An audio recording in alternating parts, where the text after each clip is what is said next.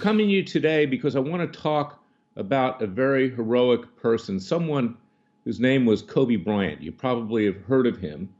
He, of course, was one of the greatest basketball players of all time and idol of everyone, not just in Los Angeles, but throughout the nation and the world. A very intelligent person, not just because he went to the same high school I did, of course, many years after that.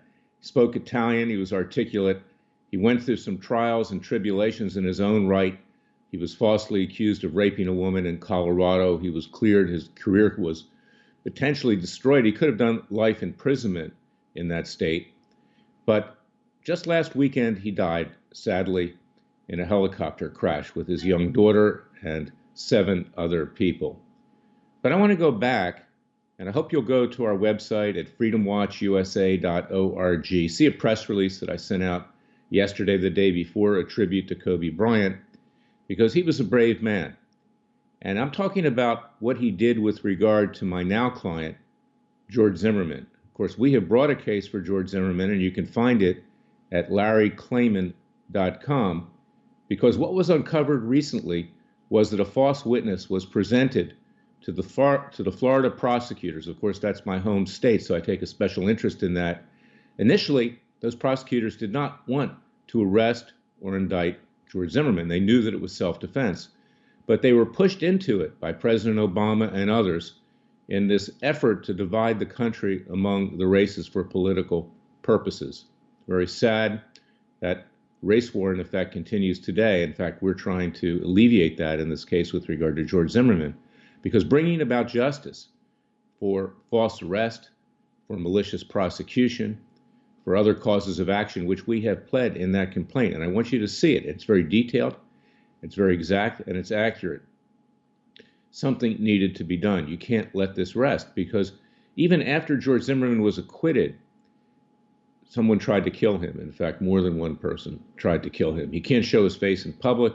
He's been a pariah. And I have a number of clients who have been destroyed by the media and by special interest groups and others who are innocent and did nothing wrong, but yet they are pariahs today. They're radioactive. They're like lepers in a leper colony in the movie Ben-Hur and in real life in biblical times. But anyway, when this hit, Kobe Bryant came out and said, look, I'm not going to jump on the bandwagon here and condemn George Zimmerman for being guilty without having a trial, just simply because I'm African American. Don't put me in that category. I'm my own person. And I admire that. You can see the quote on our website, because you see, I'm my own person too. You know that I'm a Jewish Christian. I'm a Messianic Jew. I don't fit in categories. I don't think the way I have to think because people think I should think that way. And indeed, this is the way the country needs to be today, because you need to step back and be independent, not just with regard to George Zimmerman and issues like that, or Judge Roy Moore, or Sheriff Joe Arpaio, or Laura Loomer, or Dr. Jerome Corsi, or a number of my clients who have been destroyed by the leftist media. But you need to yourself step out of the cocoon and do something, and actually fight against what's going on today. Fight against not just government tyranny, but to fight against the tyranny that comes from all sectors in our country.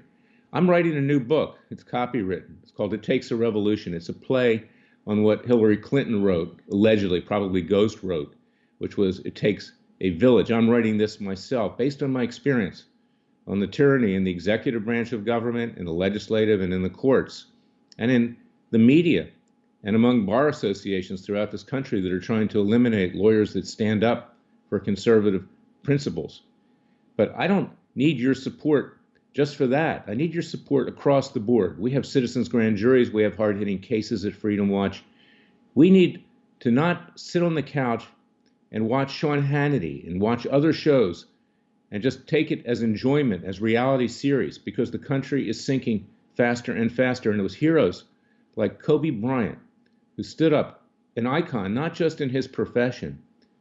He didn't even go to college, but yet he was a brilliant man. He became one of the top 5 basketball players of all time, in my opinion. And the American people certainly are number 1, also, in my opinion, in the opinion of the world, in what we can accomplish if we stand up for what we believe in. So go to freedomwatchusa.org, join our Justice League, contribute to our cause. We're small. We need your help. We need to get bigger. We need to fight. We need to hold the guilty accountable and seek justice and defend those who are innocent, like George Zimmerman. But I'd also like you to spread this podcast on iTunes.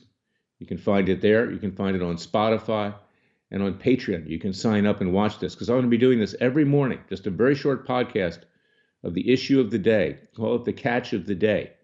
Anyway, Larry Klayman coming to you with words of hopefully what you believe are wisdom and a call to action as to what needs to be done to save the country and to save ourselves. God bless you. God bless America. God save America. And thank you for listening to me.